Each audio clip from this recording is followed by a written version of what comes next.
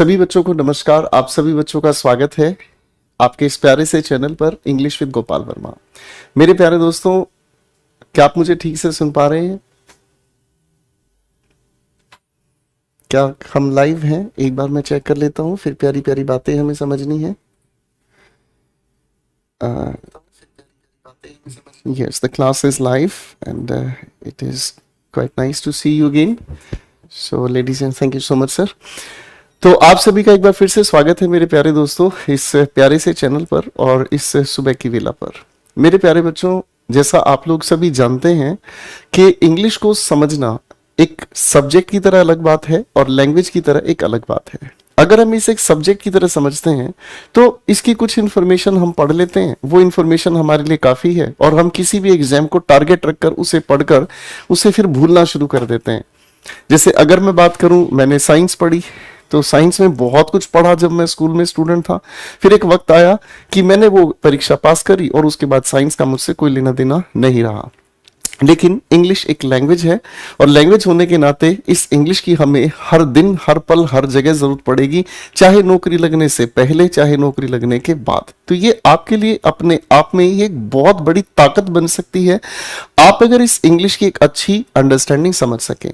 मेरे प्यारे दोस्तों, आपकी बुक द वोकैबुलरीज, जिसके अंदर वोकैबुलरी को डिटेल में समझाया गया है, उस चीज को समझने के लिए मैं अब आप लोगों के साथ जुड़ रहा हूं आपके इसी समय पर, और मैं आप सभी के साथ कुछ वो बातें आपके साथ डिस्कस करना चाहूंगा जिससे आपकी वोकैबुलरी ताकतवर बन सके, जिससे आपकी जो वोकैबुलरी है वो आप हमेशा हमेशा याद रख सकें।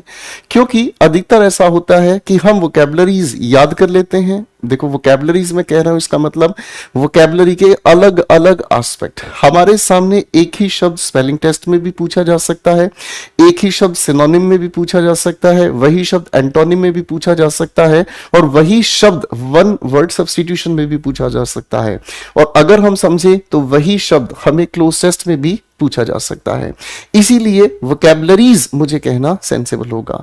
तो मेरे प्यारे दोस्तों, हम अपनी वोकैबुलरीज की जो अंडरस्टैंडिंग है इस लेवल पर लेकर जाना चाहेंगे कि हम किसी भी तरह के एग्जामिनेशन में कोई भी क्वेश्चन देखें, लेकिन हमारी वोकैबुलरी हमारे लिए डर का सवाल ना बने, हमारी वोकैबुलरी हमारी ताकत बने। ठीक है दोस्तों, तो इसी बातचीत को आज हम शुरू कर रहे हैं आप सभी के साथ, और ये समय मैं आपके लिए सिर्फ 30 मिनट का ही रखूंगा, यानी कि सुबह करेक्ट 9 बजे से लेकर 9:30 तक। आप कहोगे सर इतना कम समय क्यों?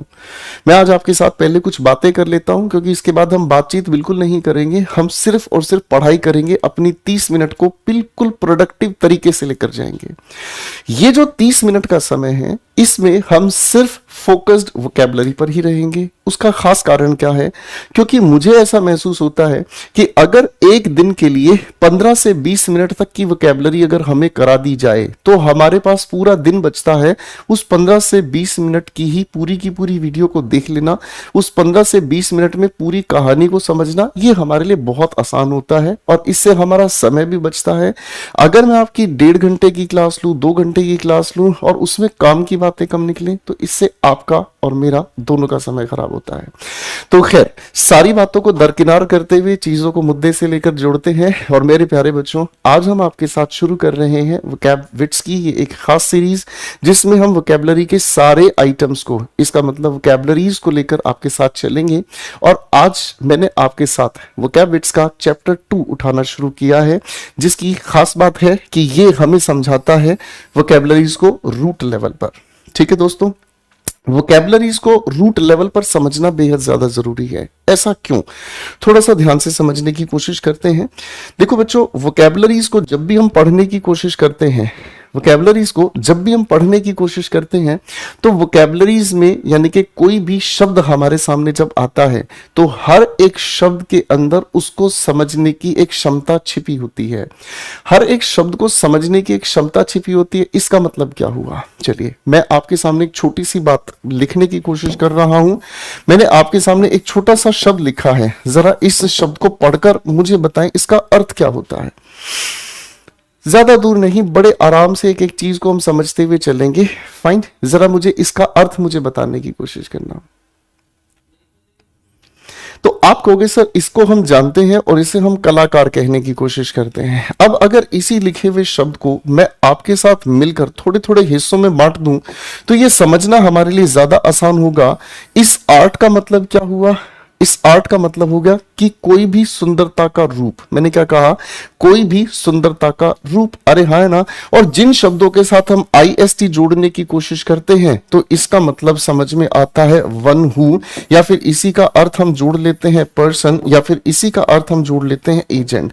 एक ऐसा इंसान जो कोई काम करता है, या किसी व्यक्ति विशेष की बात हम कर रहे हैं, या जिसके द्वारा कोई काम कराया जा रहा है। मेरी बात समझ रहे हैं?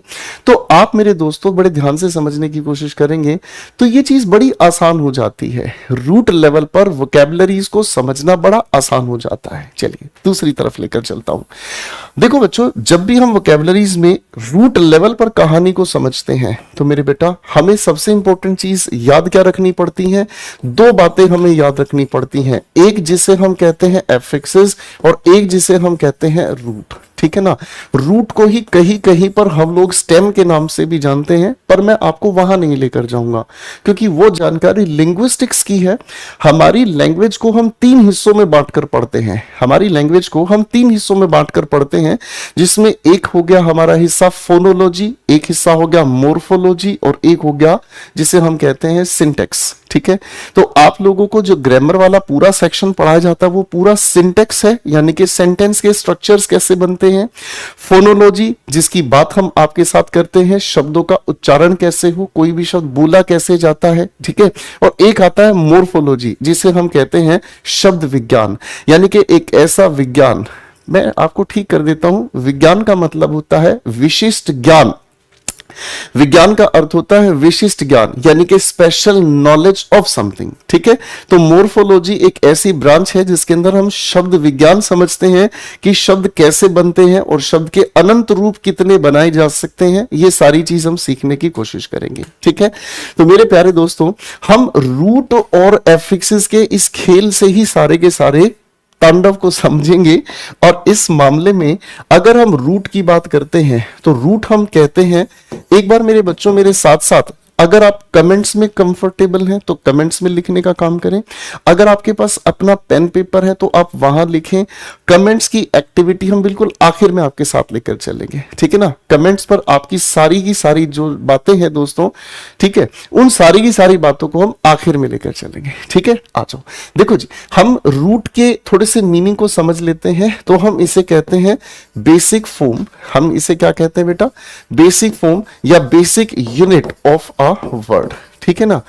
आप इसी चीज को अगर हिंदी में भी जानने की कोशिश करें तो इसे हम कहते हैं शब्द का मूल रूप। आप इसे हिंदी में जानने की कोशिश करते हैं तो मेरे बच्चों इसे हम कहते हैं शब्द का मूल रूप। ठीक है। अब किसी भी शब्द का मूल रूप, अच्छा दोस्तों, मैं अगर आपके सामने एक शब्द लिख रहा हूं, मैंने लिखा एक्टिव, एक शब्द मैंने आपके सामने लिखा एक्टिविटी। ठीक है। एक शब्द मैंने आपके सामने लिखा डीएक्टिवेट। ठीक है। चलो पहले एक्टिवेट लिख देता हूं। ठीक है। फिर मैंने आपके सामने लिख दिया डीएक्टिवेट। कुछ शब्दों का खेल खेलते हैं।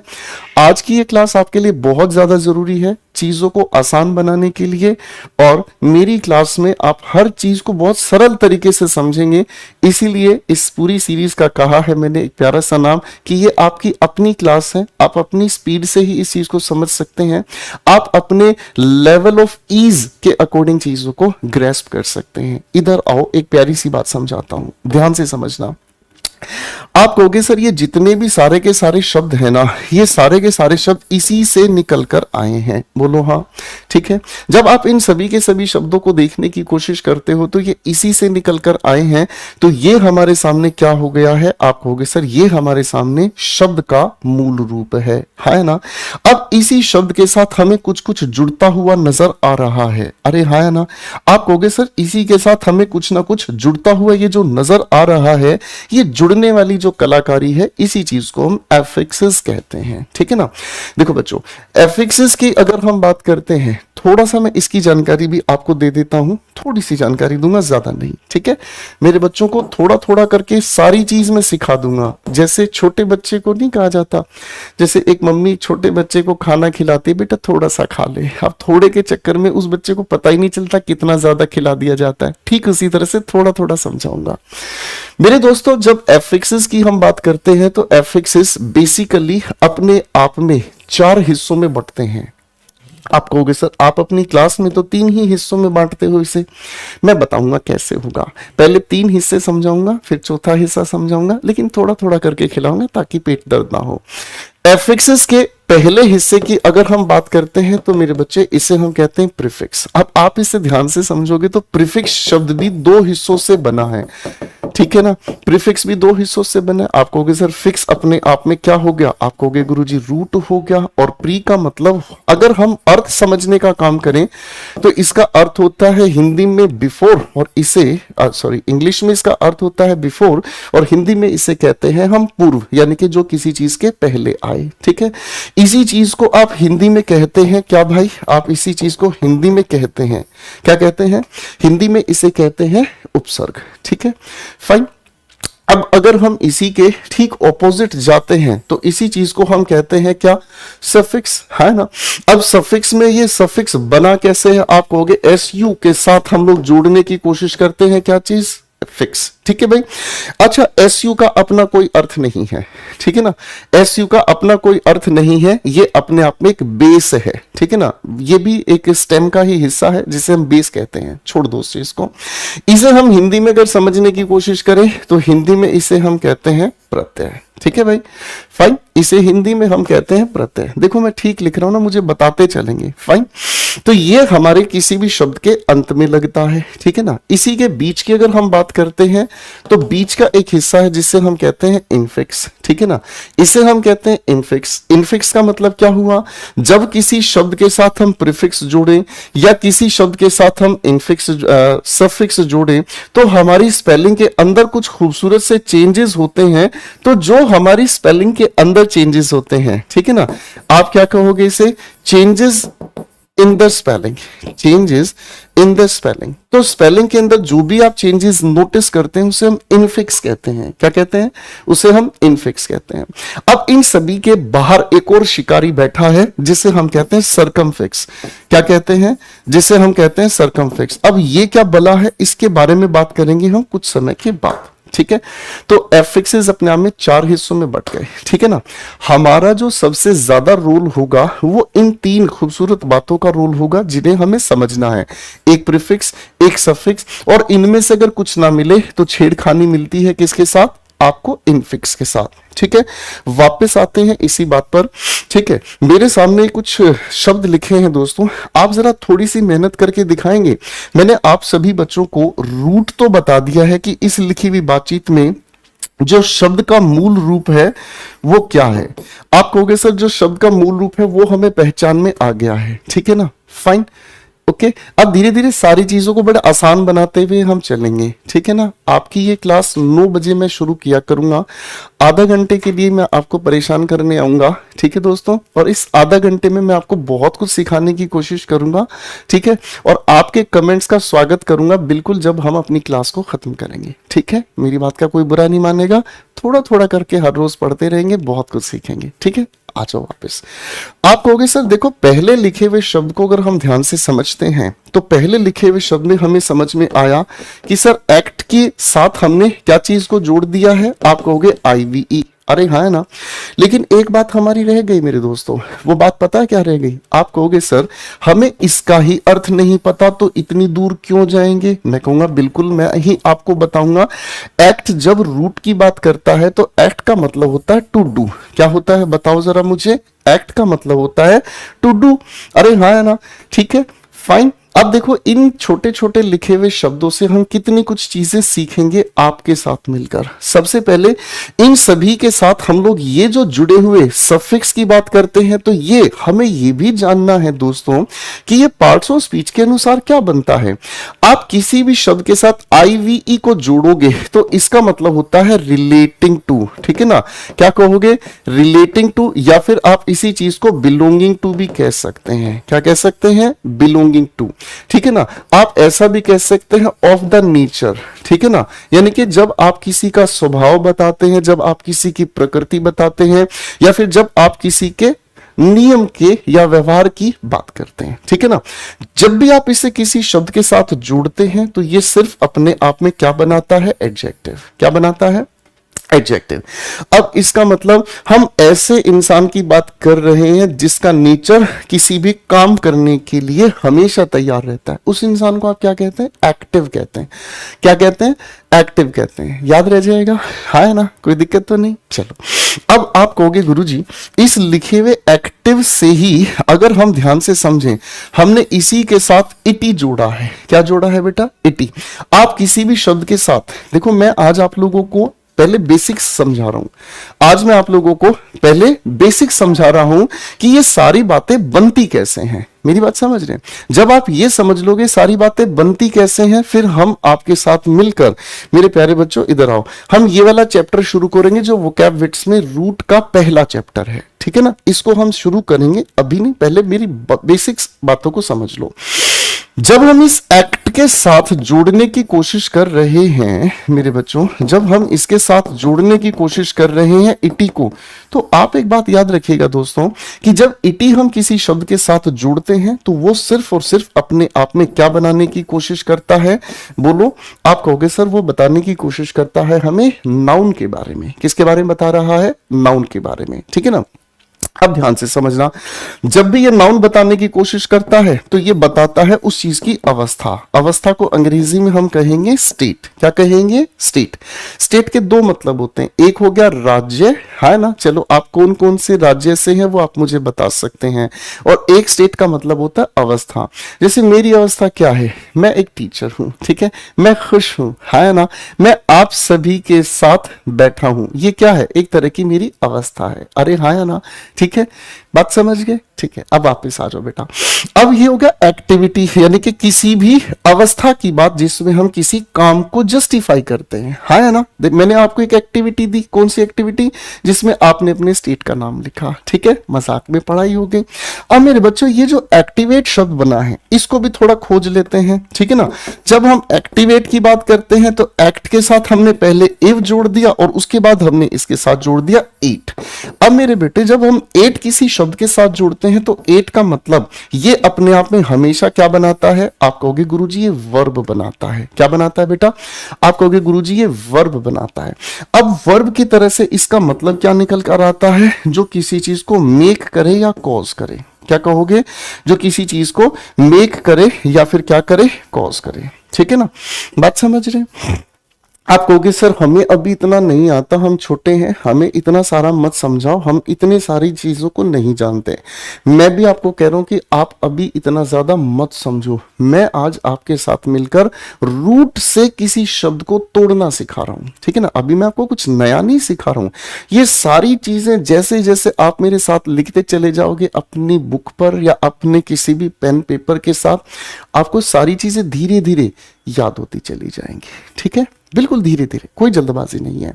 अब अगर इसी शब्द को हम थोड़ा ध्यान से समझें, आप कहोगे सर एक्टिवेट तो यहां लिखा हुआ है, आपने इसके साथ डी जोड़ दिया, तो डी का खेला क्या है मैं बताऊंगा, बिल्कुल आपको समझो ध्यान से।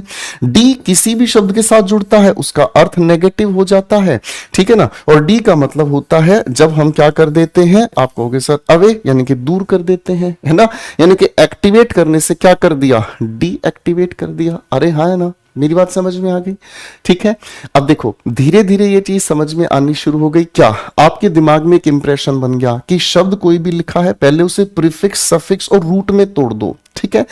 और जब प्रीफिक्स, सफिक्स और रूट में आप तोड़ोगे तो हर छोटे छोटे हिस्से से ना एक अर्थ निकलता है। इव से क्या अर्थ निकला? सारे बच्चे कमेंट्स में लिखेंगे, ठीक है, ये बनाता क्या है सारे बच्चे कमेंट्स में लिखेंगे। फाइन, जब हम इसी के साथ कुछ और सफिक्स जोड़ रहे हैं, देखो रूट ये रहा, एक सफिक्स ये रहा, एक से ज्यादा। अक्सर ये बच्चे जानना चाहते हैं कि सर हम क्या एक ही शब्द में एक से ज्यादा सफिक्स जोड़ सकते हैं? मैं कहूंगा बिल्कुल जोड़ सकते हैं, हाँ ना। क्या एक ही शब्द में एक से ज्यादा प्रीफिक्स जोड़ सकते हैं? हाँ जोड़ सकते हैं। क्या बिना प्रीफिक्स सफिक्स के इनफिक्स हो सकता है? बिल्कुल हो सकता है, ठीक है ना। तो ये जितनी भी संभावनाएं हैं मेरे दोस्त, ये हम लोगों को इन वोकैबुलरीज के प्यारे प्यारे सेशंस में आपके साथ मिलकर सीखना है, ठीक है। आओ अब थोड़ा सा और आपको खिलाता हूं, ठीक है ना। ये बात समझ में आ गई है, चलो थोड़ा सा और समझाता हूं। चलो एक छोटी सी बात मेरे दिल में आ रही है, ठीक है ना, और वो बात बड़ी खूबसूरत है। बात ये है मेरे दोस्त कि इसका अर्थ क्या होता है। चलिए थोड़ा सा दिमाग लगाएंगे, एक बार जरा मुझे सारे के सारे बच्चे बताएंगे, ठीक है। चलो जल्दी से मुझे बता दो मेरे बच्चों, इसका अर्थ क्या होता है, जल्दी से बताओ। देखो सारे बच्चों ने मुझे बता दिया जी, मैन का मतलब होता है ह्यूमन, आदमी, पर्सन, ह्यूमन बीइंग, ठीक है ना जी। चलिए बहुत अच्छी बात है। देखो अगर रूट लेवल पर हम इसको समझें मेरे प्यारे छोटे छोटे बच्चों, अगर रूट लेवल पर हम इसे ध्यान से समझें तो बेटा रूट लेवल पर इस छोटे से शब्द का जो अर्थ निकल कर आता है, इसका अर्थ निकल कर आता है हैंड। क्या अर्थ निकल कर आता है? हैंड, ठीक है ना। पहले समझो, ठीक है ना। मैन का मतलब आदमी है, पर्सन है, क्या है क्या नहीं, इनको थोड़ा सा दरकिनार करते हैं। मैन को अगर रूट लेवल पर हम समझें तो इसका अर्थ होता है हैंड। एक बार लिख कर दिखाओ सारे बच्चे, ठीक है, हाँ है ना। अब इस मैन से कितने शब्द बना सकते हैं, ठीक है ना। लो भाई चलो सबसे पहले थोड़ा सा आपकी खूबसूरती का काम करा देते हैं, ठीक है ना।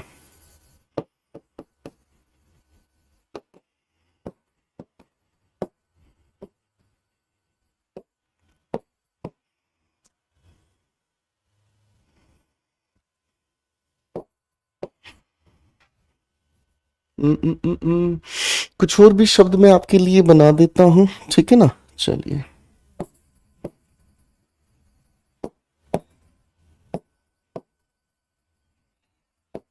चलो अब देखो धीरे धीरे मेरे साथ सीखने की कोशिश करेंगे, इसलिए मैंने आपको क्लास की शुरुआत में कहा था थोड़ा थोड़ा सिखाता चलूंगा, धीरे धीरे आपको पता ही नहीं चलेगा कितना सारा सीख गए हैं। हमें अभी तक इस मैन शब्द का अर्थ पता था कि इसका अर्थ हाथ होता है, लेकिन मेरे दोस्तों हम इस अध्ययन को, हम इस कहानी को समझ रहे रूट लेवल पर, यानी कि जब यही शब्द किसी और शब्द के बीच हमें लिखा हुआ मिल जाए तो इसका रूप बदलता है, इसका अर्थ बदलता है। कैसे बदलता है थोड़ा सा ध्यान से समझेंगे। देखो जी सबसे पहले मैन की वजह से अर्थ क्या निकाला आपने? हैंड, ठीक है ना जी। और क्योर का मतलब आप समझते ही हैं कि क्योर का मतलब होता है ट्रीट, अरे हाँ है ना। तो भाई इस मैनीक्योर की अगर हम पार्ट्स ऑफ स्पीच के अकॉर्डिंग बात करते हैं तो ये पार्ट्स ऑफ स्पीच के अनुसार बनता है नाउन। तो इसका अर्थ अगर हम बनाएंगे तो क्या कहेंगे? ट्रीटमेंट ऑफ हैंड, ठीक है ना भाई। आप मैनीक्योर करवाते हैं, आप कभी भी किसी भी पार्लर जाते हैं, पार्लर का मतलब मैं आपको बताना जरूर चाहूंगा, बहुत सारे लोगों को पार्लर का अर्थ नहीं पता, ठीक है। चलो एक बार आप मुझे बताओ पार्लर का अर्थ क्या होता है। सुबह का ये आधा घंटा आपकी जिंदगी का बेहतरीन पल होगा, ये मेरा आपसे वायदा है।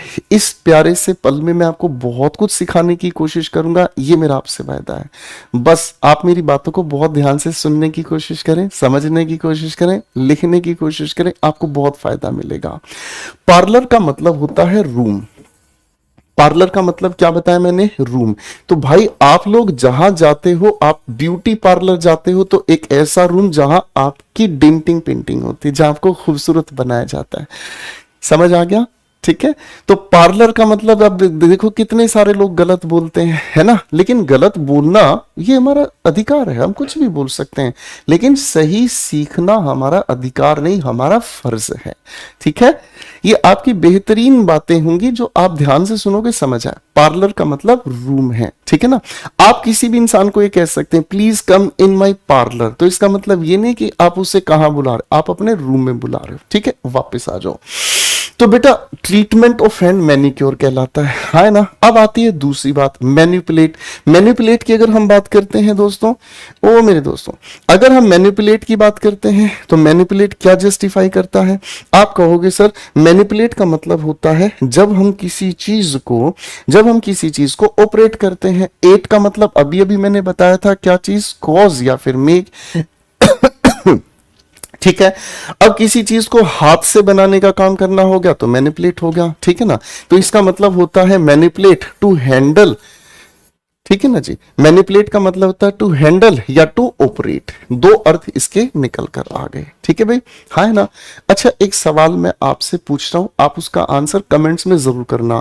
किसी भी शब्द के अंत में एट जुड़ता है तो वो पार्ट्स ऑफ स्पीच के अनुसार क्या बनता है और उसका अर्थ क्या बनता है, आप मुझे बताना। मैं आपके कमेंट्स अभी देखूंगा नहीं, क्लास खत्म होने के बाद मैं जरूर आपके कमेंट्स को पढ़ूंगा। ठीक है, अभी हमारी क्लास की 4 मिनट बाकी है, पहले इनको ध्यान से सुनो फिर आगे चलते हैं। ठीक है, आता है एक अगला शब्द मैनेजर। ध्यान से समझना मेरे बच्चे, जब हम इस मैन की बात कर रहे हैं तो मैन का मतलब हैंड हो गया। ठीक है ना, अब भाई ध्यान से समझते हैं, यहां इसके साथ जुड़ा हुआ है ई आर। अब बेटे बच्चों एक छोटी सी बात को ध्यान से समझना, किसी भी शब्द के साथ ई आर, ओ आर या आर जब भी हम जोड़ते हैं, पहली बात तो ये पार्ट्स ऑफ स्पीच के अनुसार क्या बनता है, नाउन बनता है। क्या बनता है, नाउन बनता है। ठीक है, जब मेरे बच्चों ये नाउन बन जाता है तो इस नाउन का मतलब क्या हुआ, ये बताने की कोशिश करता है किसी भी पर्सन के बारे में या फिर किसी एजेंट के बारे में। किसके बारे में बताएगा, किसी पर्सन के बारे में या फिर किसी एजेंट के बारे में। आप कहोगे सर पर्सन और एजेंट में ना फर्क नहीं समझ आता, क्या होता है? पर्सन का मतलब होता है कोई भी इंसान, ठीक है, और एजेंट वो हो गया जिसके द्वारा कोई काम कराया जाता है। ठीक है, थोड़ा आसान बनाते हैं, थोड़ा सा आसान बनाते हैं। भाई इधर आ जाओ, थोड़ा सा मैं एक बात लिख रहा हूं, मैंने एक वर्ब आपके सामने लिखी, क्या चीज, गाना, सिंग, गाना। ठीक है, जैसे मैंने इसके साथ जोड़ दिया तो वो इंसान जो गाने का काम करता है। अरे हाँ है ना भाई, टीच का मतलब क्या बताया बच्चों, पढ़ाना, है ना। जैसे आपने इसके साथ ई आर जोड़ दिया तो वो पर्सन जो पढ़ाने का काम करता है ना। बात समझ रहे हैं? मैंने आपके सामने क्या कहा, एडिट। ठीक है ना, एडिट का मतलब किसी चीज में परिवर्तन करना, सुधार करना। ठीक है ना, जैसे ही आपने इसके साथ जोड़ दिया तो आप कहोगे सर वो इंसान जो न्यूज में सुधार करने का काम करता है।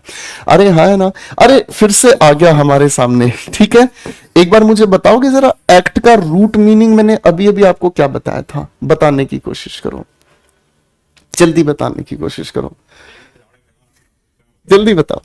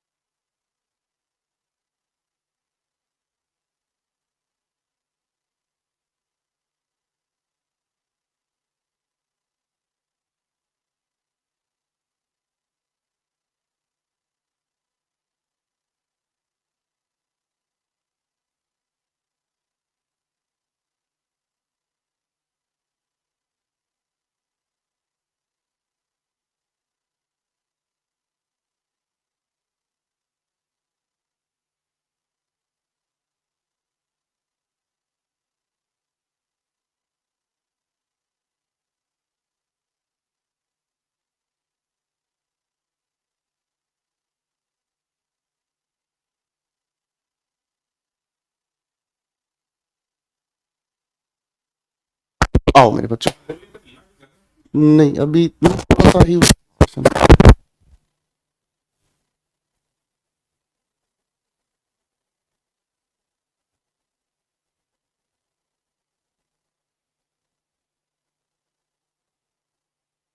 आ जाओ बच्चों, मैं माफी चाहूंगा बेटा, थोड़ा सा आपकी क्लास रोक दी मैंने, मैं माफी चाहूंगा। देखो जब हम एक्टर की बात करते हैं, एक्ट का मतलब आपने बता दिया था टू डू, ओ आर का मतलब क्या हुआ, आप कहोगे सर कोई भी काम करने वाला एक्टर कहलाता है, ठीक है ना। अच्छा, एक्ट का एक मतलब और मैं बता देता हूं आपको, जिसे हम कहते हैं परफॉर्म। क्या कहते हैं, मैं माफी चाहूंगा दोस्तों, ठीक है, मैं माफी चाहूंगा। अब चीजों को एक बार ध्यान से समझना बेटा, एक्ट का एक मतलब और क्या बताया मैंने आपको, परफॉर्म, ठीक है ना।